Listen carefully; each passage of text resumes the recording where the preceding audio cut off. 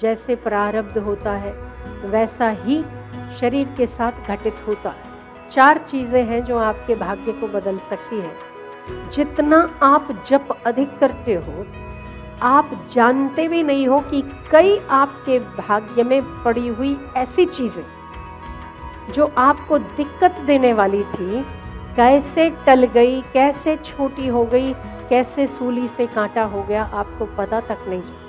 आज कोई और बेटा है, कल कोई और बेटा था। आज कोई और पिता है, कल कोई और पिता था। आज कोई और बीवी है, कल कोई और बीवी थी। कितनों के लिए रोएंगे।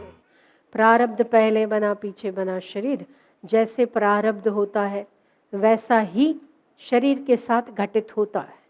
आप चाहे लाख कोशिश कर लो, फिर भी जो होना होता है वो होके रहता है। फिर परेशान क्यों होना, फिर चिंतित क्यों होना। 4 चीजें हैं जो आपके भाग्य को बदल सकती है। पहला है गुरु की कृपा।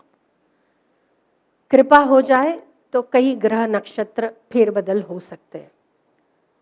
सेवा, अगर आपने अपने माता पिता या गुरुजनों की सेवा की है और उस सेवा के फल स्वरूप आपको उन्होंने सिर पर हाथ रखा है या आशीर्वाद दिया है, तब वो कई चीज़ें आपकी भाग्य बदल कर खिसक जाती है। जो आपके जीवन में आने वाले कष्ट हैं वो अपनी जगह छोड़ देते हैं।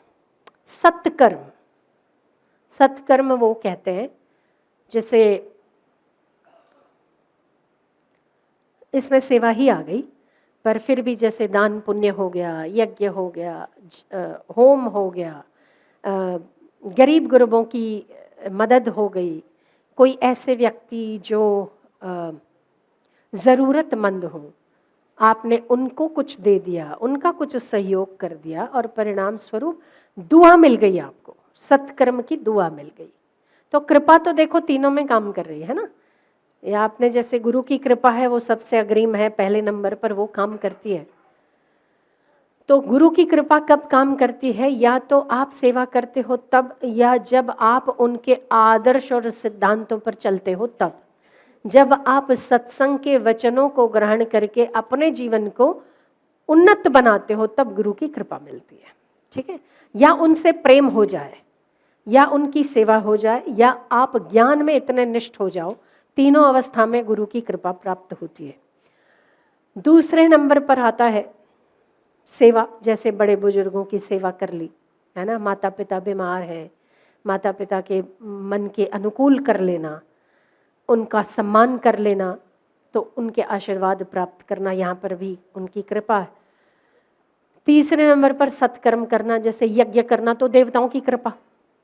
यज्ञ, होम, हवन आदि जो हम करते हैं थोड़े बहुत, जैसे आपको कोई बता देता है कि गरीबों को खाना खिला दो, 11 कन्याओं को भोजन करा दो, छोटी छोटी कन्या, तो ये भी उनका दुआ लगती है, ये उनकी दुआ है। तो ये सत्कर्म में आता है ये सब चीज़ें। और चौथे नंबर पर नाम जप। जितना आप जप अधिक करते हो, आप जानते भी नहीं हो कि कई आपके भाग्य में पड़ी हुई ऐसी चीजें जो आपको दिक्कत देने वाली थी, कैसे टल गई, कैसे छोटी हो गई, कैसे सूली से कांटा हो गया, आपको पता तक नहीं चलता। तो 4 चीजें हैं जो आपके भाग्य को बदल सकती है। गुरु की कृपा,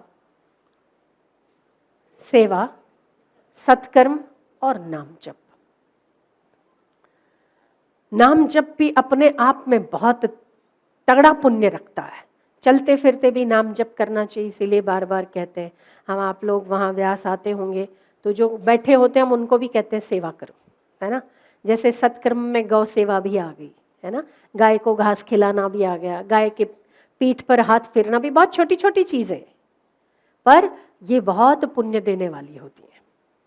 जैसे गाय की सेवा कर ली, कई लोग, मैंने एक ऐसे राजस्थान के एक ऐसे बच्चे को जानते हैं जिसको भगंदर हो गया था, भगंदर, और बहुत बहुत बुरा रोग होता है वो, क्या बताऊं मैं, वो नीचे के हिस्से में पस जमा हो जाता है, बार बार पस हो जाता है उसको। तो मल के द्वार में इतना पस जमा हो जाता था कि बड़े बड़े रुई के फाहे रखने पड़ते थे, कपड़े खराब हो जाते थे तो बड़े बड़े ऐसे पैड लेते ना, बड़े बड़े रुई के पैड, ऐसे वो पैड रखता था, रुई के बड़े बड़े फाहे रखता था। फिर भी इतना परेशान, दिन में 3 बार उसको मोटे मोटे रुई के फाहे बदलने पड़ते थे।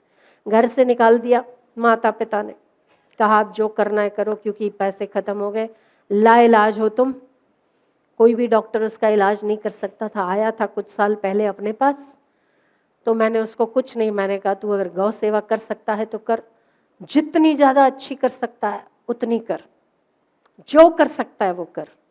उसको रखा था गौशाला में, गौशाला में रखा तो खूब बेचारे ने दिल लगाकर सेवा किया, गोबर उठाना, गाय को नहलाना, दूध तो नहीं निकाला पर जो उसको आता था गाय को चारा डालना। 1 साल कुछ 20 दिन या 1 साल 15-20 दिन के बीच का पीरियड होगा, 1 साल 20 दिन में पूरा बगंदर ठीक हो गया उसका। 18-22 साल का जवान लड़का था, आज तो इतना चकाचक है, एक रोग शरीर में नहीं, ऑस्ट्रेलिया में काम करता है। ये कृपा, आपके भाग्य ने आपको रोग तो दिया, कुछ पूर्वकृत ऐसे पाप रहे होंगे कि रोग हो गया, पर आपने जो पुरुषार्थ किया वो गौ सेवा थी। तो उस गौ सेवा से गाय की कृपा बरस गई, आपने अपना पुरुषार्थ किया, आपने अपने भाग्य को बदलने का रास्ता खोल दिया। ठीक है, तो गुरु की कृपा, ये भी गुरु की कृपा हुई। यहाँ आया तो उसको दिशा निर्देश हुआ कि आप गाय की सेवा करो, तो जो 2-3 कृपाएं साथ मिल जाती, सत्कर्म भी हुआ, गौ की कृपा भी हुई, गुरु की कृपा भी हुई, तो चकाचक 1 साल 10 दिन में 20 दिन में एकदम ठीक हो गया। अब अच्छा कमाता वमाता है, बढ़िया है जीवन।